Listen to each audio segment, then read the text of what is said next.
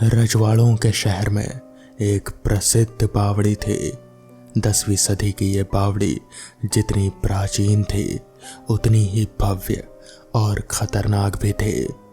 पुरातात्विक विभाग के संरक्षण में आने के कारण इसकी देखरेख अच्छे से हो रही थी। इसी वजह से आज भी ये अपने अस्तित्व को बचाए रखने में सफल थी। पर्यटकों के लिए सुबह 10 से शाम 5 बजे तक ये बावड़ी खुली रहती थी। 5 बजे के बाद किसी को भी इसके अंदर रुकने की इजाज़त नहीं थी। यहाँ तक कि वहाँ के कर्मचारियों को भी अंदर जाने की इजाज़त नहीं थी। कारण था उस बावड़ी के भूतिया और खूनी होने की प्रचलित कहानियाँ और कई सारी मान्यताएं। इन्हीं कहानियों और मान्यताओं की वजह से लोगों की उत्सुकता हमेशा ही इस बावड़ी के लिए बरकरार रहती थी। कहते थे कि अगर कोई 5 बजे के बाद रुकता तो अगले दिन तक जिंदा नहीं बचता। कोई नहीं जानता कि आखिर ऐसा रात में क्या होता है कि जो भी रह जाता शाम के बाद वो मर ही जाता। कहते थे कि भूतों और पिशाचों का बसेरा है उस बावड़ी में। दिन में बावड़ी बहुत ही खूबसूरत लेकिन मनहूस सी लगती थी। बहुत साल पहले जब पुरातत्व विभाग के कुछ कर्मचारी इसकी खुदाई करवा रहे थे तब उन्हें बहुत सारे कंकाल मिले थे, जिनका परीक्षण जब किया गया तो पता चला कि मरने वाले सभी पुरुष थे और सभी को गला काट के अधमरा ही दफनाया गया था। जिस दिन खुदाई हुई थी और कंकाल मिले थे उस रात खुदाई करने वाले मजदूर जब रात को गहरी नींद में सो रहा था तब अचानक उसकी आंख खुल गई और वो जैसे वशीभूत सा बावड़ी की तरफ चल पड़ा। बावड़ी पहुंचकर सीढ़ियों से उतरकर वो बावड़ी के अंदर चला गया। सुबह जब बाकी मजदूर और कर्मचारी आए तो उन्होंने उस मजदूर की लाश देखी जो पूरी तरह से छत विछत थी।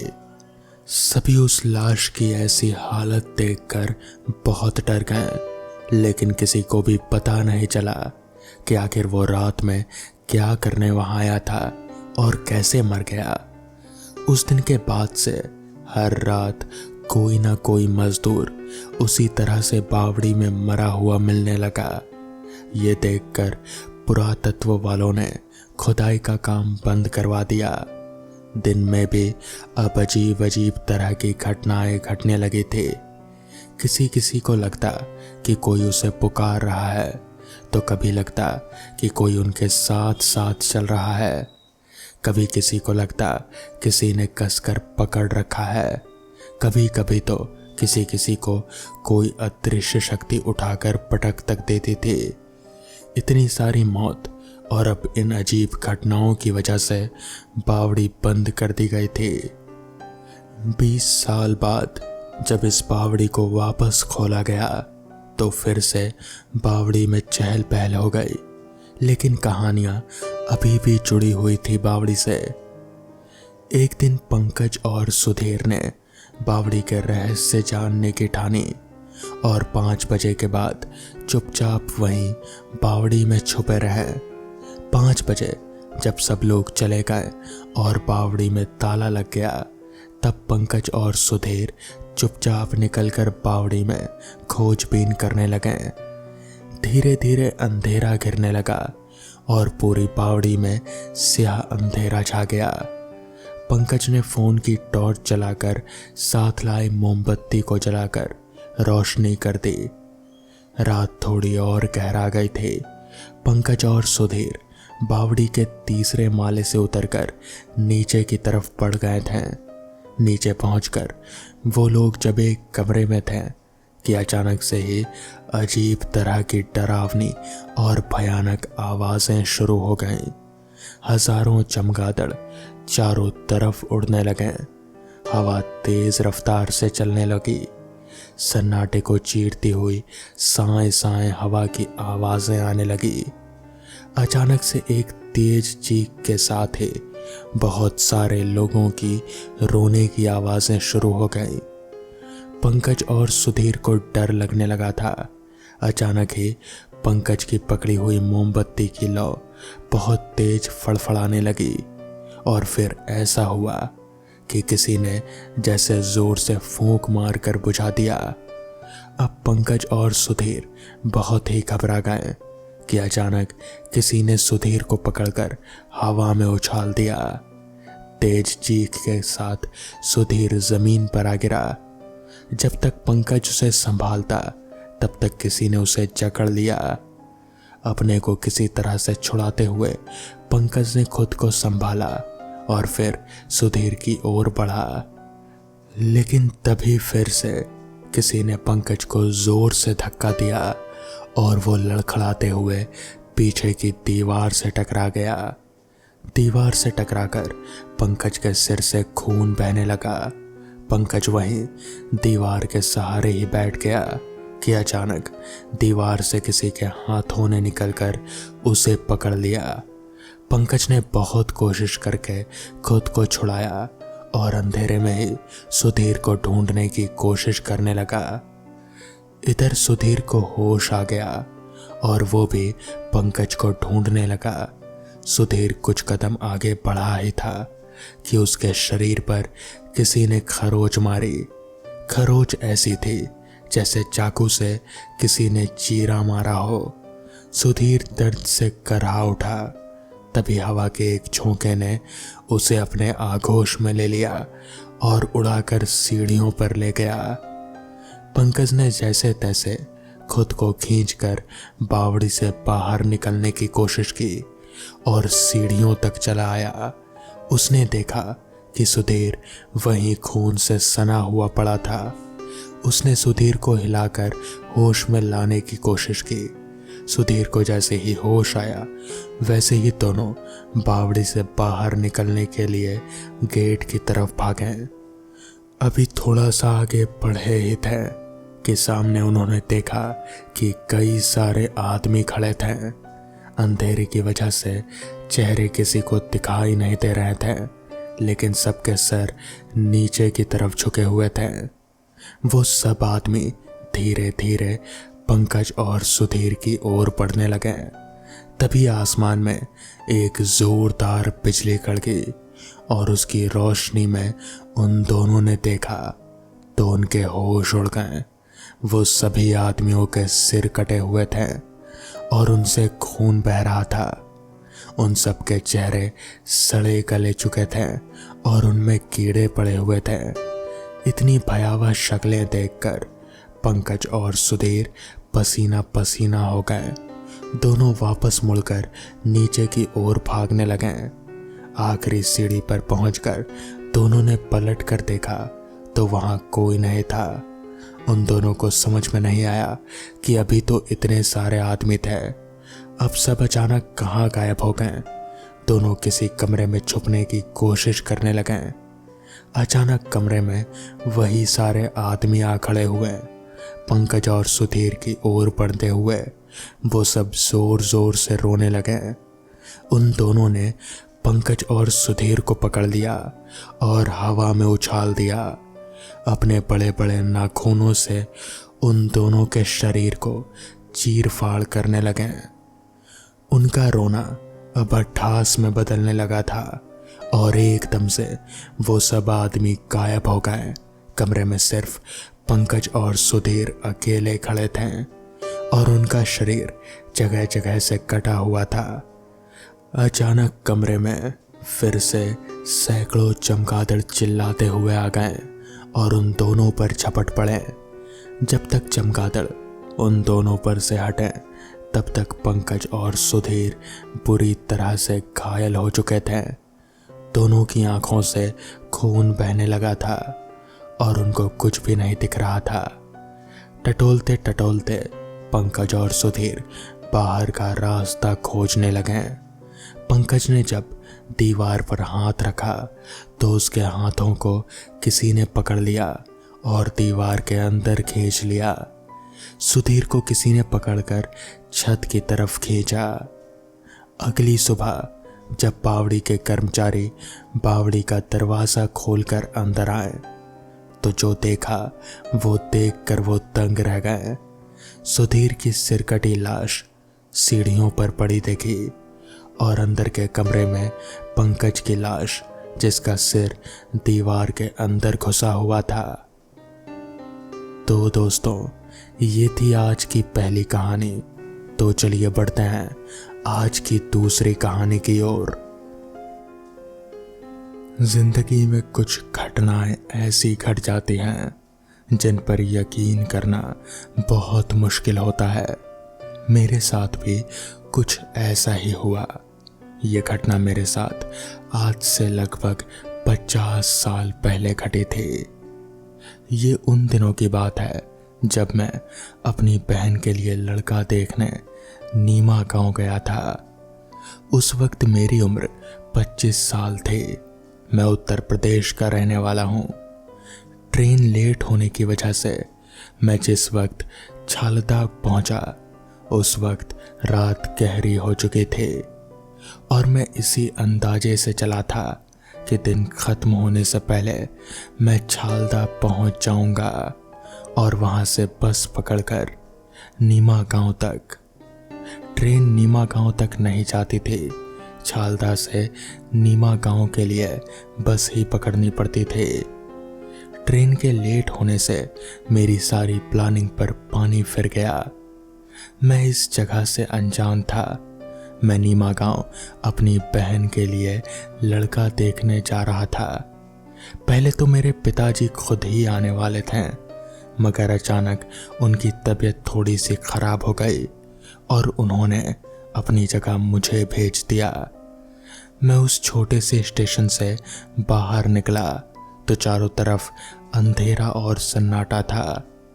मुझे याद है वो जनवरी की कड़कड़ाती सर्दी वाले दिन थे। साए साए हवाएं चल रहे थे। छालदा कुछ हजार की आबादी वाला एक छोटा सा कस्बा था। ऐसी जगह पर इस तरह की सर्दी में इस तरह का सन्नाटा स्वाभाविक ही था। इसकी वजह यह भी थी कि स्टेशन छालदा से बहुत दूर था। मैं इसी कंफ्यूजन के साथ आगे बढ़ने लगा कि कोई व्यक्ति मुझे दिखे तो मैं शायद उससे बस स्टैंड का रास्ता पूछ लूं। ठंड से मेरे हाथ पैर सुन्न पड़ रहे थे। कस्बे में अब तक बिजली या तो कोई भी और सुविधा नहीं पहुंची थी या फिर उस वक्त शायद बिजली वहां थी नहीं।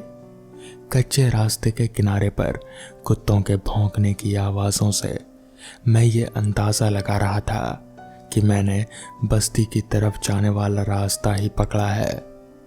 मेरा गुजर एक घर के सामने से हुआ तो सोचा कि कुंडी खटखटाकर घर से किसी आदमी से बस स्टैंड का रास्ता मालूम कर लूं।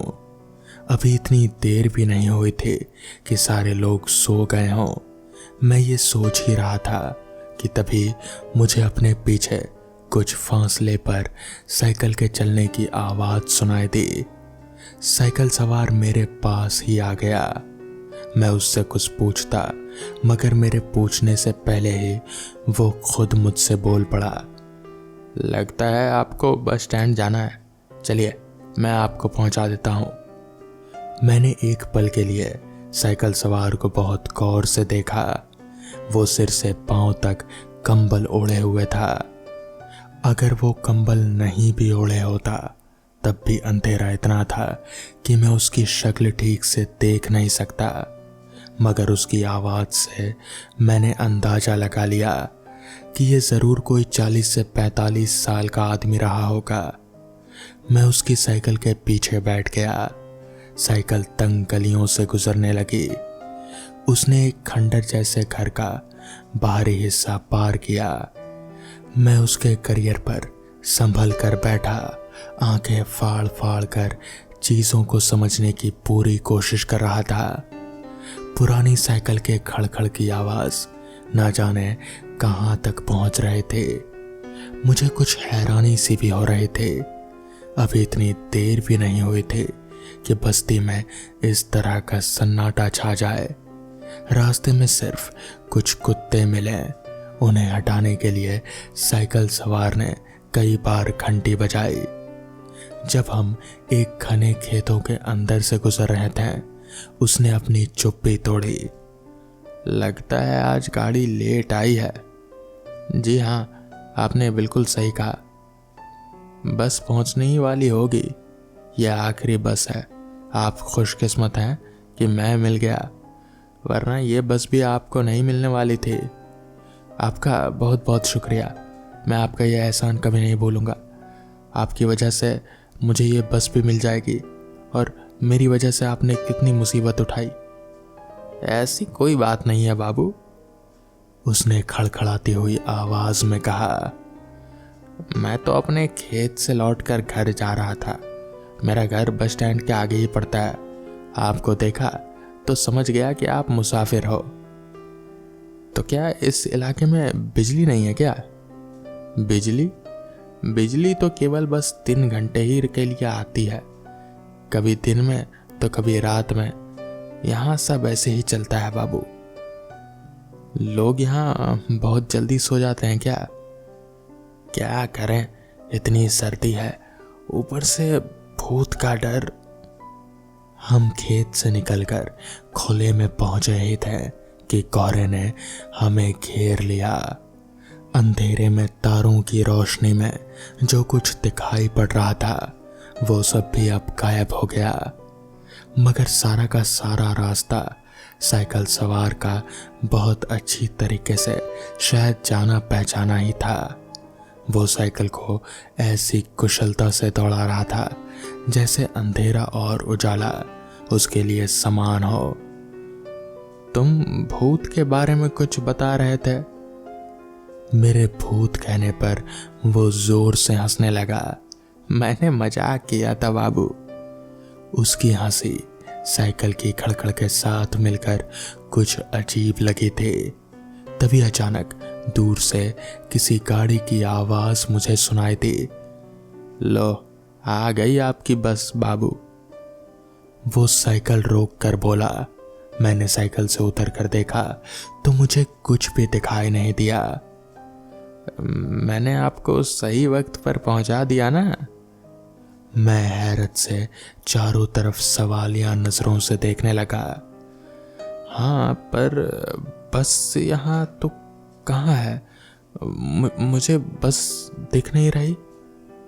मेरे इतना कहने की ही देरी थी कि बस की आवाज तेजी से मेरे करीब आई, और फिर मैंने सचमुच एक बस को अंधेरे की परतों से निकलकर अपने पास पहुंचते पाया।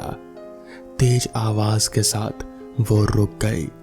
वो जंग लगी टीन और लोहे की आवाज थी। न बस के अंदर कोई रोशनी थी और न ही उसके बाहर। बस में हेडलाइट्स तक नहीं थे। मेरी कुछ भी समझ में नहीं आ रहा था कि वो किस जमाने की बस थी। मैंने उसे देखकर ये महसूस किया कि ये कम से कम इस सदी की तो बस बिल्कुल भी नहीं लग रही थी। फिर मैंने सोचा कि हमारे देश के कुछ हिस्सों में शायद आज भी इस तरह की बसें चलती होंगी, जिसका दुनिया त्याग बहुत साल पहले ही कर चुकी है। जैसे पुरानी मशीन, पुरानी गाड़ियां और पता नहीं क्या क्या। बस के दरवाजे पर जो आदमी आया वो कंडक्टर ही था। बस की तरह उसकी भी केवल सिर्फ छाया ही मैं देख सकता था। उसने टॉर्च की रोशनी हम दोनों के चेहरे पर डाली। तभी साइकिल वाला व्यक्ति उस कंडक्टर से कहने लगा, बाबू साहब को नीमा गांव छोड़ देना। मैं चुपचाप बस के ऊपर चढ़ गया और एक सीट पर बैठ गया। सीट पर बैठने के बाद मैंने खिड़की से बाहर की ओर देखा। बस तब तक चल चुकी थी। मैं साइकिल सवार को आवाज देकर उसका शुक्रिया अदा करना चाहता था, मगर वो तो कहीं दिखाई ही नहीं पड़ा। इतने अंधेरे और धुंध में वैसे भी करीब से करीब देख पाना बहुत मुश्किल हो रहा था। मैंने सीट पर सिर टेक कर माहौल का जायजा लेने की कोशिश की, मगर मुझे माहौल सही लग रहा था। बस जोर जोर से हिलती हुई चली जा रहे थे, या फिर असल में देखा जाए तो बस सिर्फ रेंग रहे थे। उसकी गति जितनी कम थी, शोर उतना ही ज्यादा था। जिस बस में हेडलाइट्स तक ना हो, वो आपको अपनी मंजिल तक जब भी पहुंचा दे, बस गनीमत ही समझ लेना।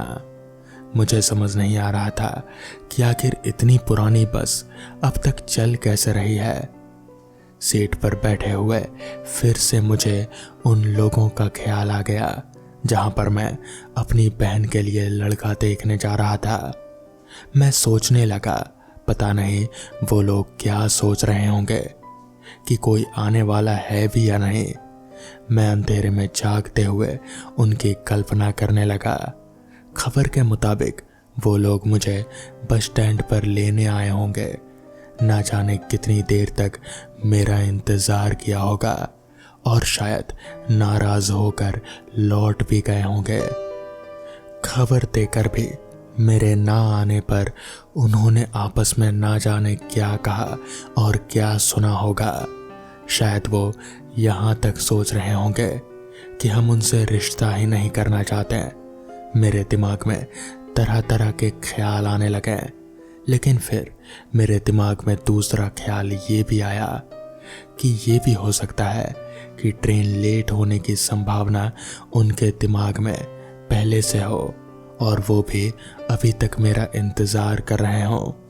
मैं प्रार्थना करने लगा कि मेरा दूसरा विचार ही सही हो, वरना इतनी रात में मैं उनका घर कहाँ ढूंढूंगा। मुझे तो ये भी नहीं पता कि बस स्टैंड से उनका घर कितना दूर था।